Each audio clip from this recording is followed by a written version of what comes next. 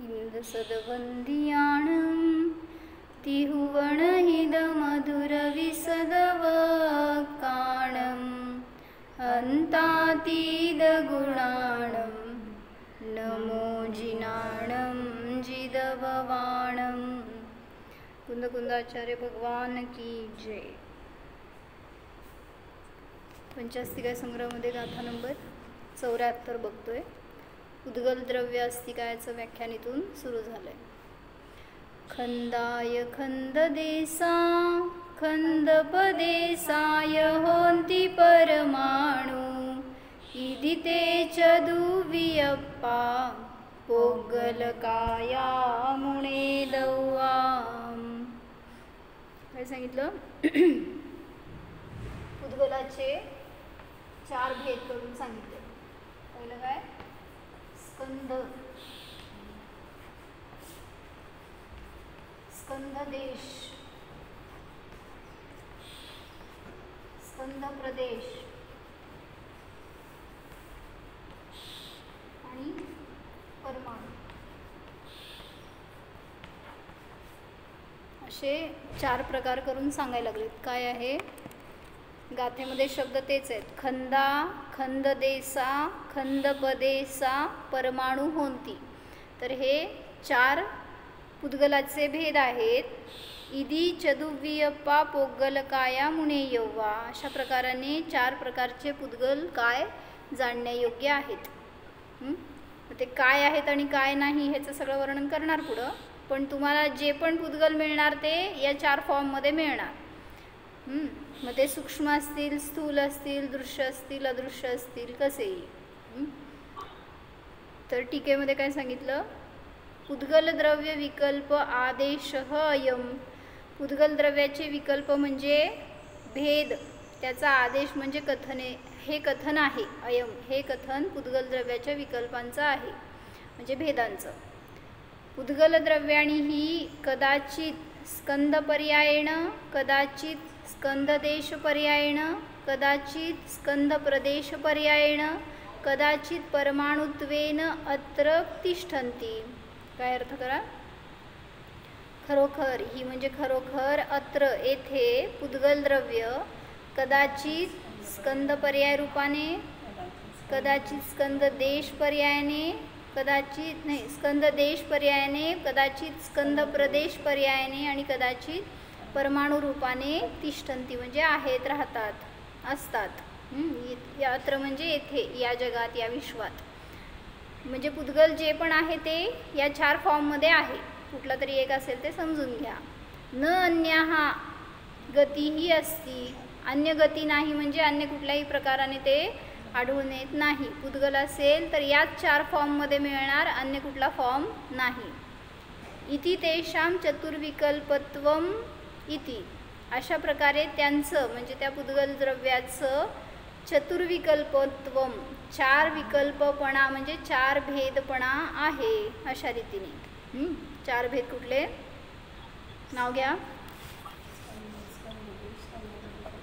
म्हणजे काय सांगा? म्हणजे ॲक्च्युली त्यांनी पूर्ण वर्णन पुढच्या याच्यात घेतलंय सगळं, पण वर्णिजींनी याच्यावर चांगलं उहापोह केलंय। म्हणजे अशी गाथा सांगायची काय गरज पडली? जसं काल आपण घेतलं ना थोडंसं, की पुद्गलाचं वर्णन का केलं आचार्यांनी शास्त्रामध्ये? तर एकतर तुम्हाला परिचय पुद्गलाचा आहे म्हणून परिचिताकडून अपरिचिताकडे जाण्यासाठी पुद्गलाचं वर्णन केलं।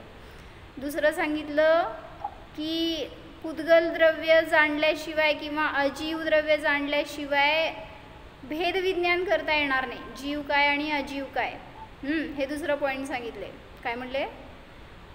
भेदविज्ञान करण्यासाठी जीव आणि अजीव या दोघांचं पण वर्णन जाणणं आवश्यक आहे। तिसरं सांगितलं त्यात हेय काय, उपादेय काय हे जाणण्यासाठी सगळं समग्र वर्णन जाणणं आवश्यक आहे। चौथं सांगितलं वस्तुव्यवस्थेचं पूर्ण ज्ञान करण्यासाठी पण जीवाच्या बरोबर अन्य सगळ्या द्रव्यांचं स्वरूप जाणून घेणं आवश्यक आहे।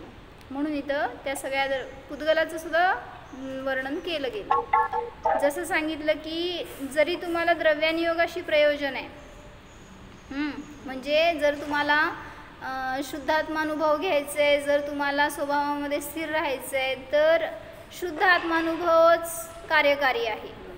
मग तिथं विचारतात की भैया इथं शिवू नका.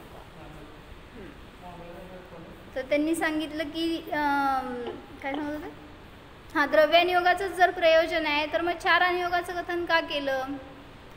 म्हणजे 4ही अनुयोगाला जाणल्याशिवाय वस्तूचं स्वरूप समजत नाही. तुम्हाला तुमचा आत्मस्वभाव काय आहे हे समजणार नाही, काय करण्यायोग्य कार्य आहे हे नाही समजणार, काय केलं त्याचं फळ काय मिळतंय किंवा काय मी पुरुषार्थ करायला पाहिजे हे सगळं समजण्यासाठी 4ही अनुयोग किंवा पुराणकथांमधून कोणाला कुठल्या परिणामांचं काय फळ मिळालं हे सगळं 4ही अनुयोगातून समजून घेऊन तुम्ही मोक्षमार्गस्थ होऊ शकता.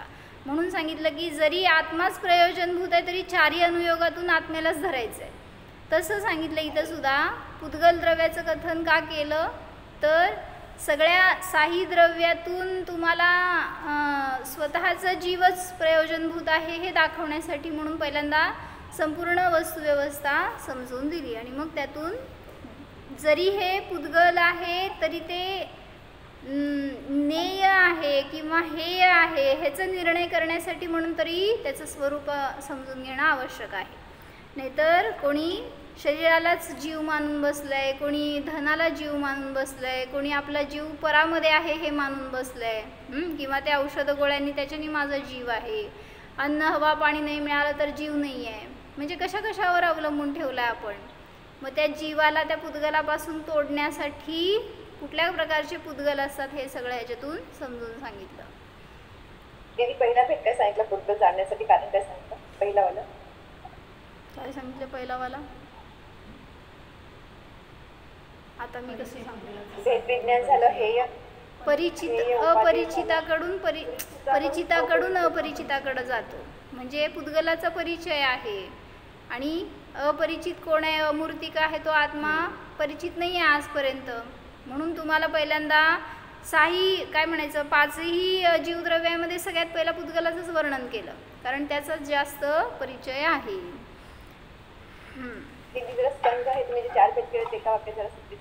अजून नाही काय सांगितलं त्याच्याबद्दल, फक्त हे 4 भेद केलेत हे सांगितलं, अजून त्याचं वर्णन करायचं आहे म्हणून लवकर जॉईन करत जावा. तरी तर त्यांनी काय घेतलं, अस्तिकायाचे 5 भेद घेतले, त्यामध्ये एक जीवास्तिकाय आणि दुसरे अजीवास्तिकायमध्ये सगळे घातले, पुद्गल धर्म अधर्म आणि आकाश. तर हे सगळे 4ही भेद अजीव अस्तिकाय रूप आहेत. कालद्रव्य अस्तिकायामध्ये येत नाही परंतु ते अजीव आहे. आणि मग या पुद्गलाचे 4 भेद केले असं सांगितलं. त्यांनी थोडक्यात असं वर्णन केलं की जे एक प्रदेशी असतं, खडू कुठे ठेवलं, परमाणु आहे तो एक प्रदेशी आहे. पुढं सांगितलं की जे उससे बढ़कर अनेक परमाणु का पुंज किंतु किसी विवक्षित स्कंध के. आता इथं एक एक्झाम्पल म्हणून घेऊ आपण. समजा काय सांगितलं की एखादा स्कंध आहे तो किती आहे, 100 परमाणूंचा स्कंध आहे. तर आता ह्यांच्याशी कंपॅरिझन करण्यासाठी आपल्याला एक्झाम्पल घ्यावं लागते की स्कंद आहे तो 100 परमाणूंचा आहे. मग जो स्कंध देश आहे ना, किंवा खालून वर जावा, परमाणूपेक्षा वर काय केलं, एक विवक्षित स्कंध प्रदेश,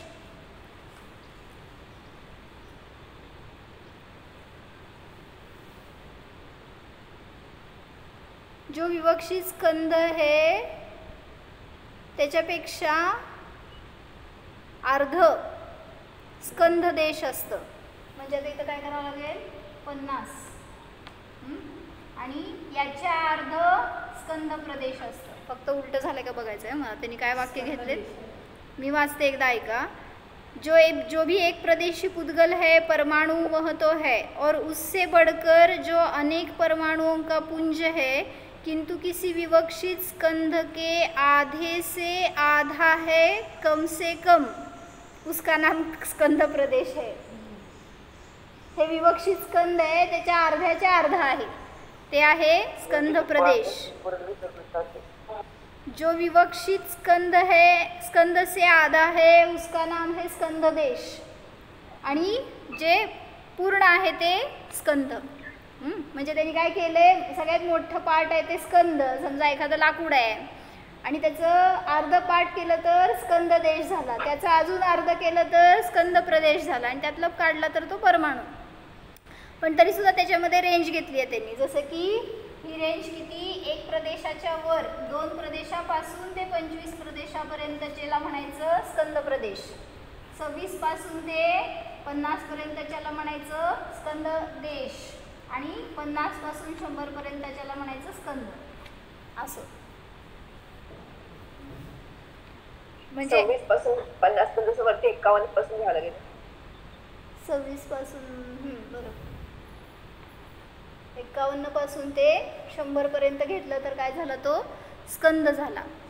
म्हणजे थोडक्यात सांगायचं आहे, जे काही तुम्ही अर्धा अर्धा करत जाणार किंवा कमी कमी होत जाणार ना, तर त्याला त्याच्या अपेक्षेने नावं दिली आहेत. स्कंध, स्कंध देश, स्कंध प्रदेश आणि परमाणू. ह्याच्याबद्दल त्यांनी पुढं घेतलं असेल पुढच्या गाथेमध्ये, ह्याच्यामध्ये एवढंच विस्तार केला आहे. तर जे वर्णिजींनी घेतलं आहे ना, म्हणजे त्यातून एक मतवादीचं कथन त्यांनी खुलासा करून सांगायला लागले. चार्वाक मतवादी आहे, तो काय मानतो, जे भौतिकवादी म्हटलं जातं त्याला, चार्वाकाला काय म्हणतात, भौतिकवादी आहे तो. तर तो काय मानतो, भूतचतुष्टयापासून जीवाची उत्पत्ती होते. कोण कोण काय मानतो, हां, जीवाची उत्पत्ती काय करतो, भूतचतुष्टय म्हणा, नाही तर पंचमहाभूत म्हणतात, काय तुम्हाला म्हणायचं ते, त्याच्यापासून जीवाची उत्पत्ती होते असं मानतो. तर त्याचं खंडन करण्यासाठी म्हणून भरपूर मोठं विस्ताराने सांगितलं वर्णिजींनी. त्यातलं थोडंसं वाचते, एक मत आपल्याला क्लिअर होईल त्यांचं काय मत आहे हे. जो चार्वाक दर्शनिक आहे तर तो काय मानतो, पृथ्वी, जल, अग्नी आणि वायू हे 4च तत्व मानतो. वनस्पती पण नाही बरं का. पृथ्वी, जल, अग्नी आणि वायू हे 4 तत्व आहेत. जे काही दृश्यमान आहे ते सगळे या 4 मध्येच इन्वॉल्व होऊन जाते. जो भी मैटर है, दृश्य हो अथवा न हो, किसी प्रकार इंद्रिय से ज्ञात हो, वे 4 प्रकार के है, पृथ्वी, जल, अग्नि और वायू. मग आपलं शरीर वगैरे काय हो, वनस्पतीचं शरीर, तिर्यंच्यांचं, मनुष्यांचं, सगळ्यांचं शरीर म्हणजे पृथ्वी आहे असं त्याला म्हणायचं आहे. का, कारण त्यांनी वेगळे वेगळे गुण मानलेत वेगळ्या वेगळ्या या 4 मध्ये. जसं आपण काय म्हणतो, हे 4ही पुद्गल आहेत, कारण शरीर आहे ना. मग हे 4ही पुद्गल आहेत, त्यामध्ये आपण स्पर्श, रसगंध, वर्ण आहेत हे मानतो. पण त्यांनी काय केलं, स्पर्श एकामध्ये, रस एकामध्ये, गंध एकामध्ये आणि स्पर्श एकामध्ये असं त्यांनी मानलं. काय करायला मी कुठे ठेवलं,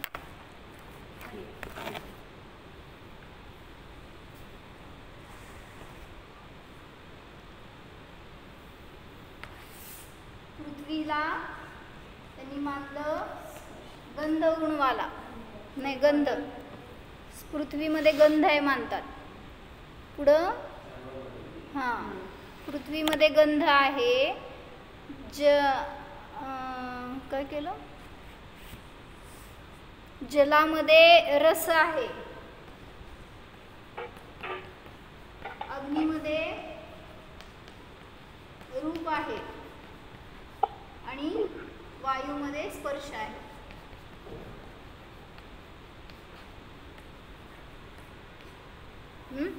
असं त्यांनी सगळ्या गुणांना डिवाइड करून टाकलंय. दिसतंय का, माईक व्हिडिओ ऑन आहे जरा प्लीज ऑफ करा ना, कारण आम्हाला तुमचं बोर्ड दिसत नाहीये. मग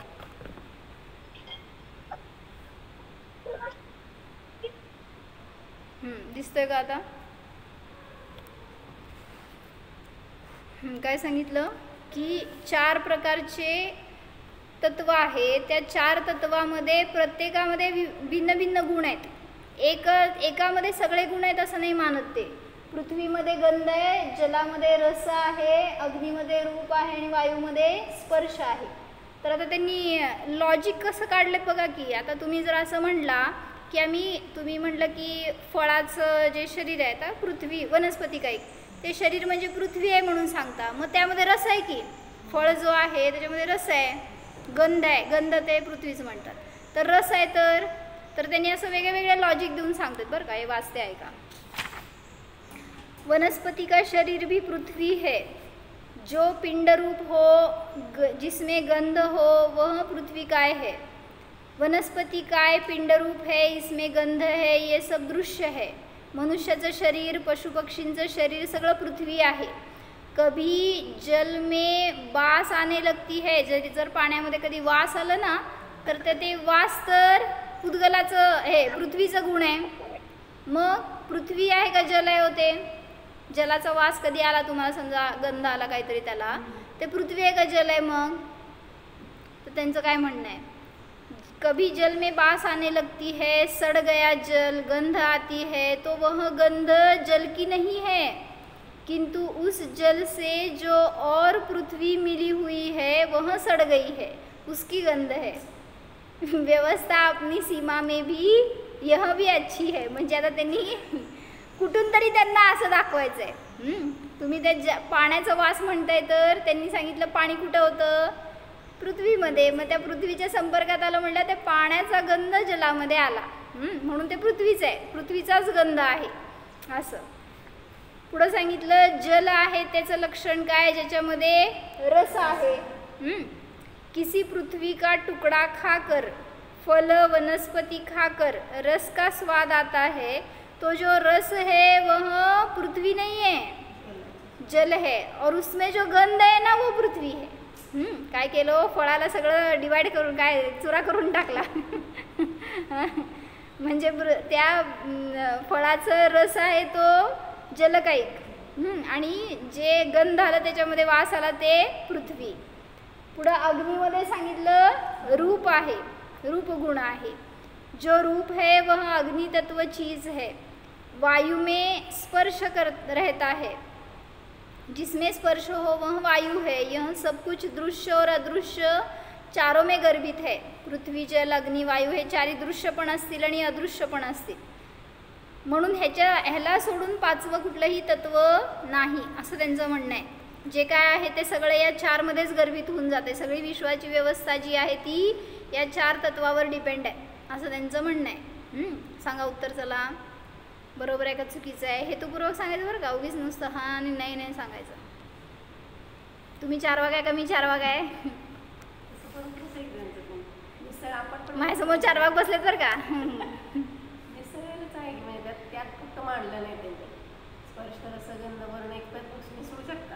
आता त्यांनी कसं केलं, तुमचं शरीर म्हणजे एक वेगळं तत्व, ते जल वेगळं तत्व, पृथ्वी वेगळं तत्व. अजून पुढं जाऊन त्यांचे सिद्धांत आहेत बरं का. ते म्हणतात की पृथ्वी कधी जलरूप होत नाही, कारण जर 4 तत्वरूप आहे तर ते 4 तत्व कधी नाश पावत नसतात. तुम्ही तत्व म्हणता ते तत्व तसेचे तसे राहत असतात. तर त्यांनी हे स्वीकार केलं नाही की पृथ्वीचं जल होतं, जलाचं वायू होतं किंवा अग्नी होतं, हे त्यांना मान्य नाही आहे. पृथ्वी पृथ्वीच राहते, जल जलच असं राहते. म्हणल्यावर पाऊस कसं पडायचं, पीक कसं उगवायचं, खायचं कसं कुणाला माहिती. मग त्यांनी त्याच्यावर पण सगळे हेतू देऊन सांगायला लागलेत. करताय का सिद्धी. 4 वाक, चारू वाक कशाला म्हणायचं, छान छान बोलतात. चारू म्हणजे सुंदर बोलतात ते, वाक म्हणजे वचन. ज्यांचे वचन सुंदर असतात त्यांना म्हणायचं 4 वाक. जसं की ते काय म्हणतात, एकदाच आयुष्य मिळतंय हो, काय ऋणम कृत्वा घृतं पिबेत, भस्मीभूतस्य देहस्य पुनरागमनम कुतः. हो म्हणा. सगळ्यांना 4 वाक नाव टाकू आपण. म्हणजे हे आयुष्य मिळालंय, हे जन्म मिळाले ना परत मिळणार नसतो. त्यामुळं ऋण काढा, कर्ज काढा, कुठंतरी लोन काढा आणि त्यातनं भोगा, भरपूर भोगा. घृतम पिबेत, सगळ्या प्रकारचे भोग भोगा.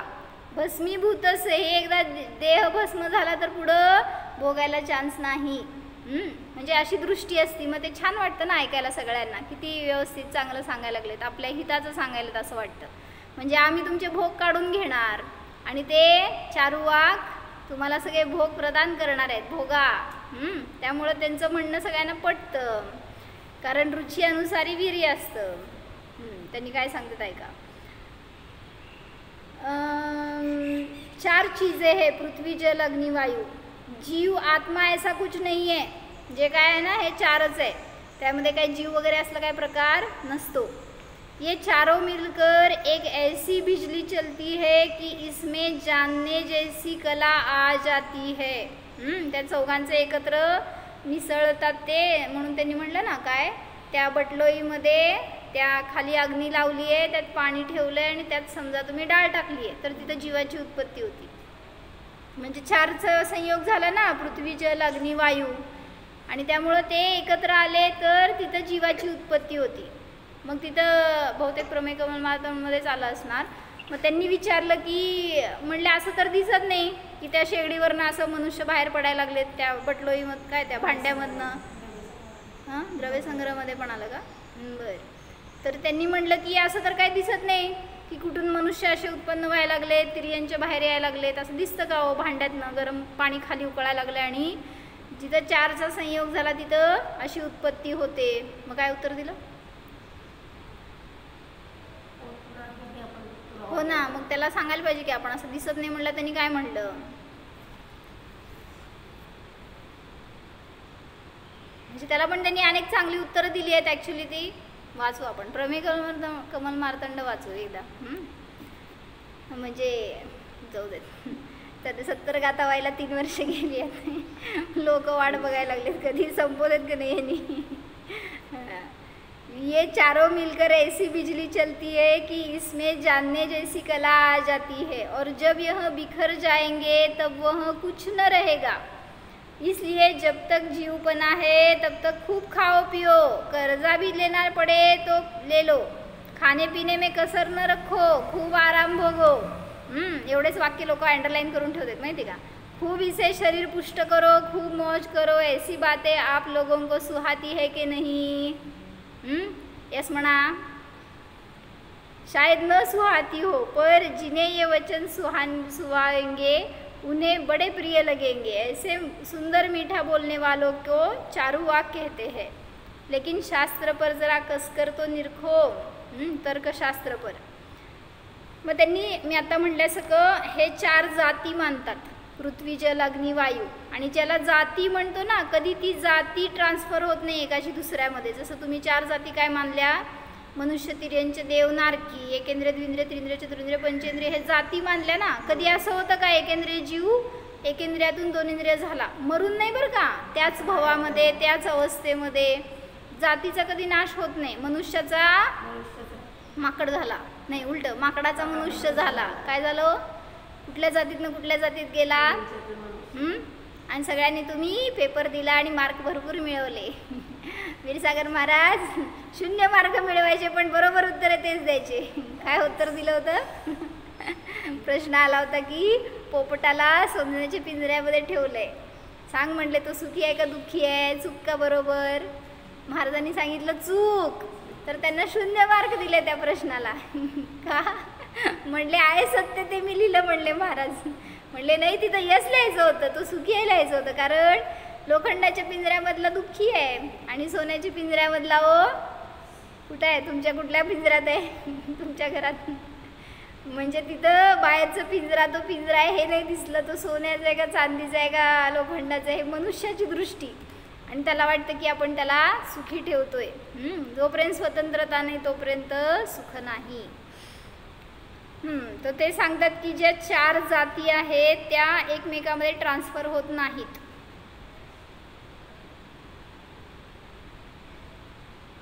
पृथ्वी जल तो नहीं बन जाता, कभी जल वायु तो नहीं बन जाता, कभी वायु जल तो नहीं बन जाता, पृथ्वी आग नहीं बन जाती. अगर बन जाए तो फिर ये चारों अलग अलग जाति के ठहरे. जो पदार्थ जिस तत्व में है वह पदार्थ कभी भी अपनी जाति को छोड़कर अन्य रूप नहीं बन सकता, लेकिन दिखने में तो यह सब कुछ आ रहा है. त्यांनी म्हटलं की असं ते एकातून दुसरं असं फॉर्म तयार होत नाही. मग आपल्याला तर असं दिसून येते काय, समुद्राच्या पाण्याची वाफ झाली, त्याचे ढग झाले, पाणी झालं, मग ते खत मिळालं, त्यातनं झाड आलं, सगळं झालं ना. काय काय झालं, जलकायिकचं वायुकायिक झालं, वायुकायिकचं अग्नी काही वीज वगैरे चमकली समजा, तिथनं परत जल काही होऊन त्या झाडाला मिळालं म्हणजे पृथ्वी झालं. मग ट्रान्सफर चालू आहे का नाही? मग एका जातीतनं दुसऱ्या जातीमध्ये जात नाही म्हटल्यावर ह्याला जाती कसं म्हणायचं असं आपण त्यांना म्हणतोय. पृथ्वी आग बन जाती है, जल हवा बन जाता है, हवा पानी बन जाती है. इस कारण चारों स्वतंत्र तत्व नहीं है. म्हणजे कुठलं तत्व आहे ते? एक पुद्गल तत्वच आहे माना, हे सांगतोय आपण. वर्तमान सीमा के लिए तो किसी को भी जाति बना सकते हैं. गेहूं भी 50 जाती के होते हैं. आता सांगा, तरी सुद्धा ते एक जाती दुसऱ्या जाती रूप होत नाही हे सांगायचं आहे. मनुष्य पण अनेक जाती हजारों जाती के है. अपनी सीमा में अपने प्रयोजन के लिए जाति का कुछ भी लक्षण बना लो संकुचित, लेकिन मूल जाति मूल लक्षण तो नहीं होगा जो सब में व्यापे, उन्हें छोड़कर अन्य में न व्यापे. और साथ ही उन व्यक्तियों में, म्हणजे हापूस आंबा असतो ना तो पायरी होतो का? जातीच आहे ना शेवटी ती पण एक. तसंच प्रत्येक धान्यामध्ये प्रत्येक फळामध्ये सगळ्यामध्ये जाती आहे, तर ती जाती बदलून दुसऱ्या रूप होत नाही. मग असं सांगायचं इथं, जर तुम्ही या चारला भिन्न भिन्न जातीरूप मानताय तर त्यांच्यामध्ये असं परिवर्तन दिसायला नको, पण होतंय म्हणजेच ते सगळे एका जातीरूप आहेत. कारण सजातीयांमध्ये परिवर्तन होऊ शकतं, विजातीयांमध्ये परिवर्तन होत नाही. म्हणजे मनुष्याचं तिर्यांच्या गतीमध्ये परिवर्तन होणार नाही, मनुष्याचं मनुष्यातच होणार पण तिर्यांच्यामध्ये होणार नाही. ये चारों के चारों रूप रस गंध स्पर्श वाले हैं. आता आचार्य इथून खुलासा करून सांगतायत की ते तर असे स्वतंत्र तत्व नाही आहेत. मग आहे काय? चारही एकच तत्व आहेत, पुद्गल तत्व. आणि त्याच्यामध्ये चारी पण गुण आहेत. पृथ्वीमध्ये स्पर्श रसगंध वर्ण, जलामध्ये पण स्पर्श रसगंध वर्ण, अग्नीमध्ये पण स्पर्श रसगंध वर्ण आणि वायूमध्ये पण स्पर्श रसगंध वर्ण आहे. असं नाही आहे की एक तत्वामध्ये एक गुण, असं नाही आहे. यद्यपि शीघ्रता से जो कुछ ग्रहण में आता है वह इसी प्रकार प्राय आता है. सांगा बघू, अग्नीला टेस्ट असती की नाही हो? टेस्ट केली आहे का अग्नी तुम्ही? करून बघा बघू आणि सांगा मला काय टेस्ट असते. आणि मग चटका जिभेलाच द्यावा लागेल तरी पण चव कळायची नाही. काय जीभ जळून जाते होय. अहो दुधात घालायची अग्नी आणि मग ती टेस्ट करायची. बाकी पदार्थाची टेस्टच येणार नाही मग त्याच्यानंतर. हो बरोबर आहे, तेच म्हटले. जरी अग्नी लावली जिभेला तरी त्यातनं त्याची टेस्ट कळायची नाही आहे, पण त्या टेस्ट आहे की नाही, रसगुण आहे की नाही हे सांगतायत. तर आहे, रसगुण त्यात पण आहेच. भलेही गौण आहेत, काही गुणधर्म एकामध्ये मुख्य आहेत एकामध्ये गौण आहेत. सांगा, जलामध्ये गंध आहे की नाही? गंध आहे. वर्ण आहे की नाही? जलाला काय वर्ण असतो? पाण्याचा रंग काय असतो? कोल्हापूरमध्ये, ठाण्यामध्ये, पंढरपूरमध्ये कुठला कलर असते हो? आमच्याकडचा वेगळा कलर आहे. म्हणजे कलर असतो नसतो असं नाही. तुम्हाला नाही कळलं म्हणून काय झालं, त्याला कलर आहेच. कारण जिथं स्पर्श आहे तिथं रसगंध वर्ण आहे, जिथं गंध आहे तिथं स्पर्श रस वर्ण आहे. असं सगळे गुण सगळ्याच्या ठिकाणी आहेतच हे सांगतायत. यद्यपि शीघ्रता से कुछ ग्रहण में आता है वह इसी प्रकार आता है. म्हणजे तुम्हाला असं जाणून येते असं समजा, तुम्हाला मुख्यतः हिची असल्यामुळं तुम्हाला एवढंच जाणीवेत येत असणार, पण म्हणून त्यामध्ये अन्य गुण नाही आहेत असं नाही. जिसमें प्रत्यक्ष से दूसरा कोई नहीं ज्ञात होता है वहाँ भी शेष गुण है. हवा में स्पर्श है तो रूप रसगंध भी है. हवेला रूप कसलं आहे सांगा हो? मी स्पर्श सांगते, तुम्ही रूप सांगा. हवेला स्पर्श थंड आहे, गरम आहे, कळत आहे. मग रूप कसं असतं हवेचं, रस कसा असतो, टेस्ट करायचा. आ करायचं आणि हवा घ्यायची का? टेस्ट करणार का त्याची? म्हणजे तरी पण त्याच्यामध्ये आहे. अग्नि में रूप है तो रसगंध स्पर्श भी है, जल में रस है तो गंध रूप स्पर्श भी है. जहाँ इन चारों गुणों में एक भी गुण पाया जाए वहाँ चार ही पाए जाते हैं. ये चारों चीज़ें एक पुद्गल जाति में गर्भित होती है। पुद्गल का यह लक्षण है कि जो मिलकर बड़ा हो जाए और बिखर कर हल्का हो जाए उसे पुद्गल कहते हैं। किसे? पुद्गल। ज्याच्यामध्ये पूरण आणि गलन चालू आहे त्याला म्हणलं पुद्गल। जे इकट्ठा होके बड़ा होता है और बिखर कर हल्का होता है। पृथ्वी के स्कंद भी मिलकर बड़े हो जाते हैं। म्हणजे आता ह्याच्यामध्ये सांगायचं त्यांना की हे सगळे पुद्गल आहेत। सांगा बघू, बिखर के बड़े हो जाते हैं, काय बिखर के छोटे हो जाते और मिलकर बड़े हो जाते हैं। कोणामध्ये घटवायचं? पृथ्वीमध्ये घटतंय। जलामध्ये कसं तोडायचं? जलाला तोडायचं काय? समजून घ्या, जल जेव्हा अथांग आहे त्यावेळेस तिथं समुद्र रूप आहे तर ते बडा त्याचा आकार पुद्गल झालं ना। मग ते एकदा काय झालं, हां थांबा जरासं हे विस्तारू दे माझं। मग ते म्हटलं की जलामध्ये पण तसं पुद आणि गल धर्म आहे। अग्नीमध्ये हो पुद आणि गल कसं आहे? म्हणजे जलामध्ये कसं लावायचं आपण? द्रव्य लावत नाही का? म्हणजे दोन भांड्यात समजा ते पाणी घेतलं, दोन भांड्यात घेतलं वेगळं वेगळं आणि परत ते एका भांड्यात घेतलं, कारण ते ह्याच्यात काय स्कंदाचे भेद करत असताना सांगितलं नाही का? कुठलं सूक्ष्म स्थूल मध्ये सगळे घन पदार्थ घेतले आणि स्थूल मध्ये द्रव पदार्थ घेतले होते। मग ते एकमेक रूप होत झाले असे।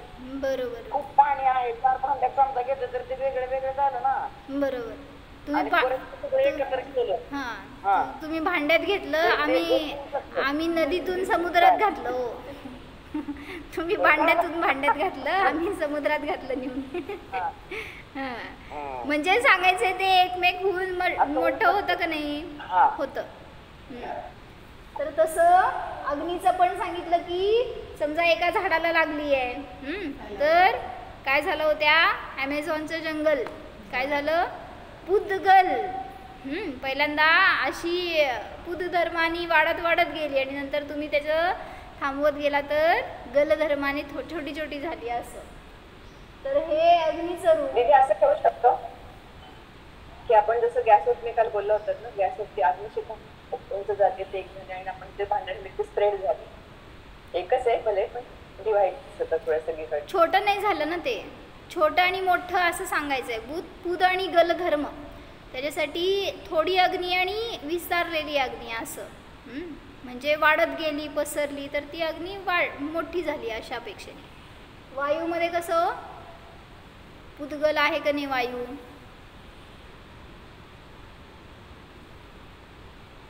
छोटा फुगा होता, त्या फुग्यात असलेली वायू, फुगा फोडला, कुठेपर्यंत पसरली वायू? बडा झालं ना ते। म्हणजे त्याच्या धर्माने ते मोठं झालं आणि छोटं म्हणत असताना तुम्ही ज्याच्यात कशात त्याला स्टोअर केलं त्याच्यापेक्षेने छोटी झालं ते। टायरमध्ये घातला, फुग्यामध्ये घातला, असं। काय सांगणार होते मगाशी? हां, एक कोट आलं होतं असं काय की तो समुद्र म्हणतो की त्या नदीला काय आलं होतं मला लक्षात येईना ते काय होतं कोट की म्हणले तू थकत का नाही? म्हणले एवढं माझ्यामध्ये येऊन ते तुला मी काय तुला देत नाही किंवा काय सांगितलं तो? तर तू का नाही थकत किंवा तू का हार मानत नाही?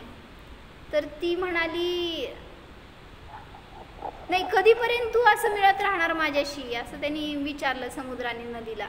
तर नदी म्हणाली जोपर्यंत तू गोड होत नाही तोपर्यंत मी मिळत राहणार।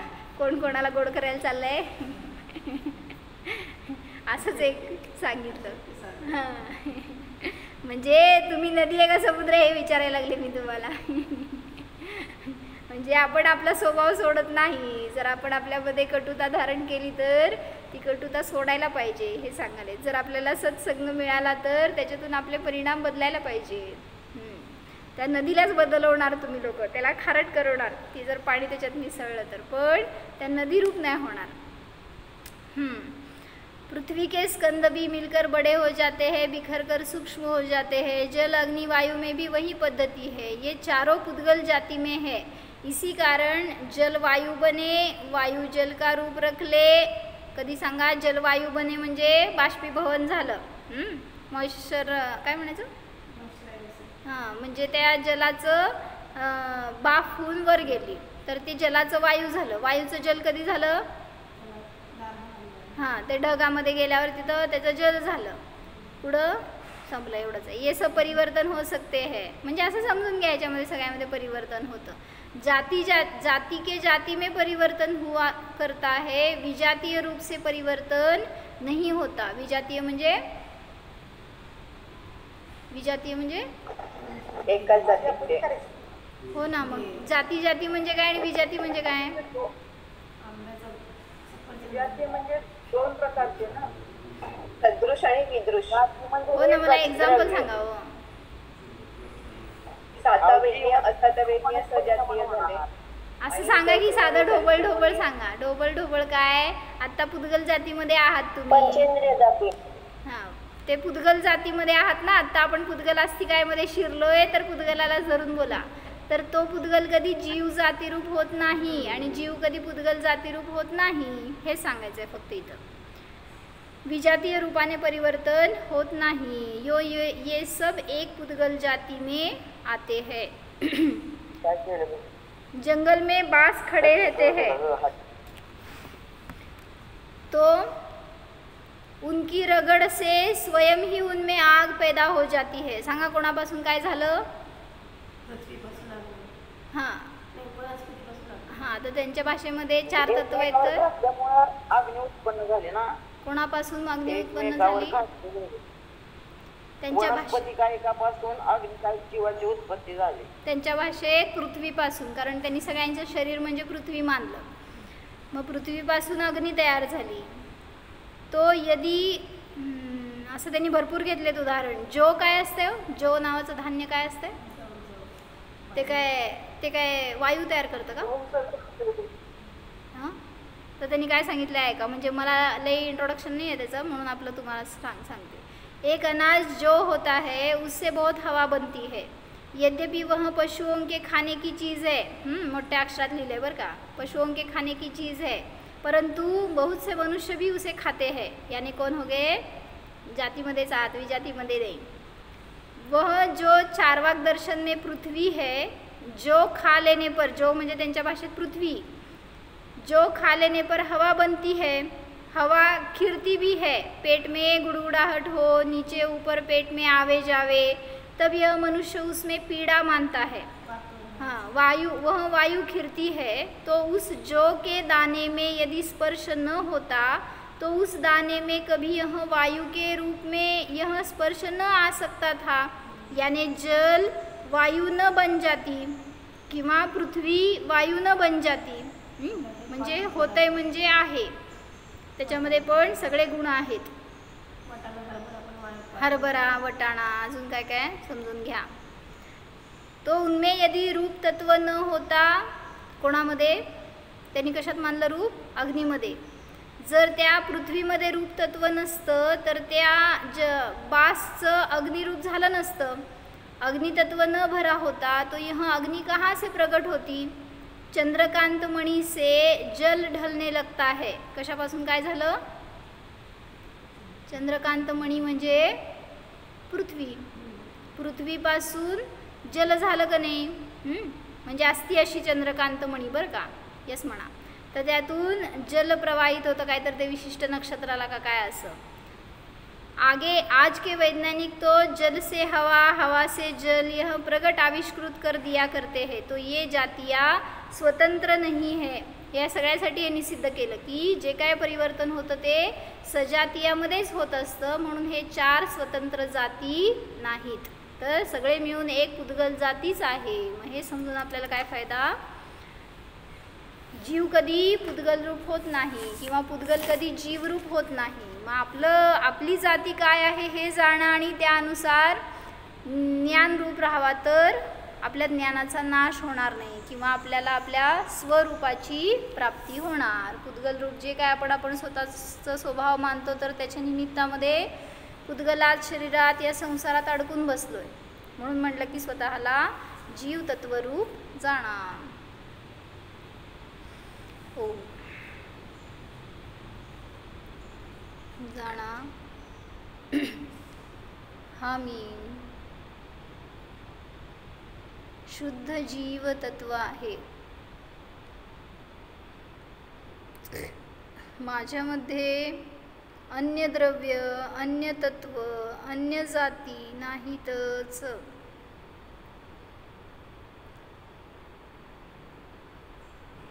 ज्ञान दर्शन आदी गुणाने संपन्न, अचेतन जड आदी गुणाने रहित निज जीव जाणा. अमूर्तिक ज्ञान स्वरूपोऽहम्, स्पर्शरसगन्धवर्णरहितोऽहम्. ॐ